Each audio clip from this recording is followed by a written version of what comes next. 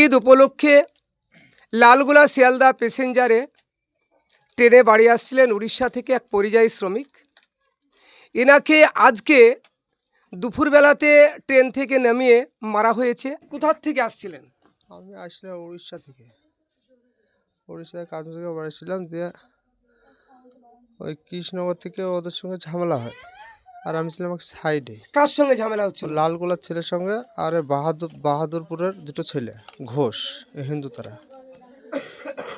যাই হোক, ঝামেলা বাহাদুরপুর ঢোকার পরে ওদের ট্রেনে নামাইতে পারলো না, ঘুষাঘুষি ওদের হয়েছে। দিয়ে ওদের না পেরে আমি সাইডে ছিলাম, দিয়ে আমার মাথার চুল, রানিং ট্রেনে মাথার চুল চুপে ধরে আমাকে নামাইছে, নামিয়ে যেমনে মেরেছে, যেমনে পেরে তেমনে ঘুষি চালাইছে আমাকে। ঘুষি চালিয়ে তো আমি বললাম যে আমার বাড়ি লালগোলা, ভাই আমার বাড়ি বেলডাঙ্গা। বলছে বেলডাঙ্গা কিছু না, যাকে পাবো বেলডাঙ্গা মুর্শিদাবাদ ছেলেকে যাকে পাবো মুসলমানকে তাইকে মারবো, এরকম ধরে কথা বলে ওদের যেমনে পারলো তেমনি হয় ঘুষি মিলল। ঘুষি মেরে তারপর দুটো বয়স্ক লোক ছিল, তারা এসে বললো যে মারছিস কিনে? তো বলছে বেলডাঙ্গার লোককে মারবো, এরকম বললে বেরিয়ে যখন পড়ে থাকলাম, পড়ে থেকে পানি ফানি দিল দুটো লোক, দেওয়ারে বেরিয়ে চলে গেল। বেরিয়ে চলে যাওয়ার পর যে তারপরে ফের আরেকবার এলো, তারপরে কে কেস করবে বলছে, রে কে কেস করবে আমার নামে? যে কেস করবে তার কপালে শনি আছে। আপনার পরিচয়টা একটু দেবেন? আমার নাম হচ্ছে শহীদুল শেখ, বাড়ি মহেশপুর, থানা বেলডাঙ্গা। এরকম বুঝলে বেরিয়ে দুজনে আবার চলে গেল, আর আমি বাহাদুরে বসে গেলাম।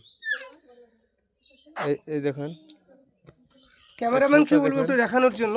দেখেন এই মাথা তো ফুলে গেছে, পরিষ্কার মাথা তো ফুলে গেছে, মাথা ফুলে গেছে, আর এই জায়গাটা,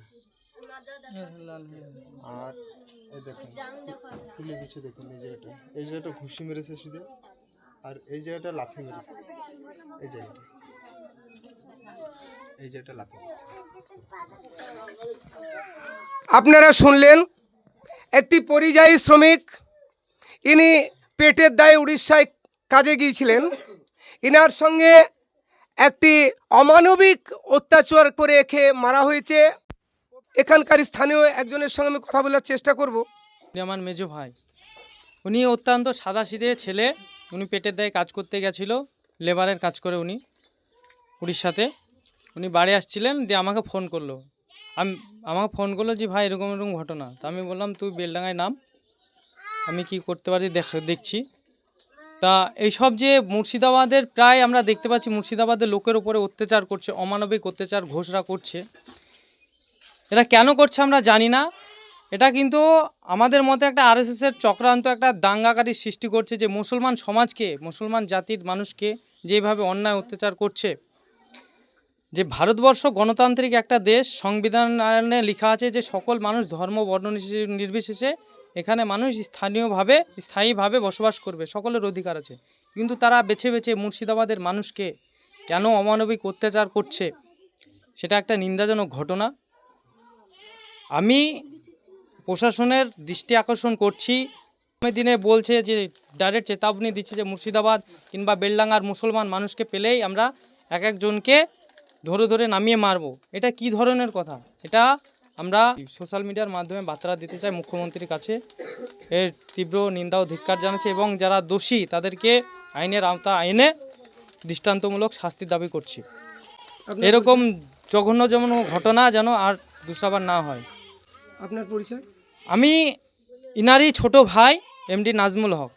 দর্শক, আপনারা শুনলেন, আমি একটি ভিডিওর মাধ্যমে আপনাদেরকে সতর্ক করতে চেয়েছিলাম এর আগে, যে যিনারা পরিযায়ী শ্রমিক এবং প্রবাস থেকে যিনারা ঘরে ফিরবেন, তিনারা ট্রেনের মধ্যে আপনাদের লেগেজ, আপনাদের মোবাইল সমস্ত কিছু ঠিকঠাকভাবে সতর্কভাবে নিয়ে আসবেন। এবং ট্রেনে যদি কোনো অত্যাচার হয় 139 নম্বরে আপনারা ডায়াল করে সঙ্গে সঙ্গে জিআরপি আরপিএফকে আপনারা জানাবেন।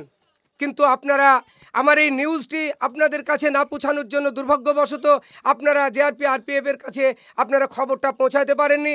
বেলডাঙ্গার স্টেশনে এসে অবশ্যই জিআরপিকে একটি কমপ্লেন করা দরকার ছিল, ইনি সেটা করতে পারেননি। কারণ যে সাদাসিধে একটি মানুষ, ইনার পাশে সেই সময় কেউ ছিলেন না, এখন বাড়ি এসেছে। দেখা যাক স্থানীয় মানুষরা এবং এলাকার মানুষ এবং নেতৃত্ব স্থানীয় এবং প্রশাসন দৃষ্টি আকর্ষণ করছি এনার যে বর্তমান যা পরিস্থিতি, শারীরিক অবস্থা, যেভাবে একে নিগ্রহ করা হয়েছে, যেভাবে মারানো হয়েছে, পিটানো হয়েছে, একটি নিন্দনীয় ঘটনা।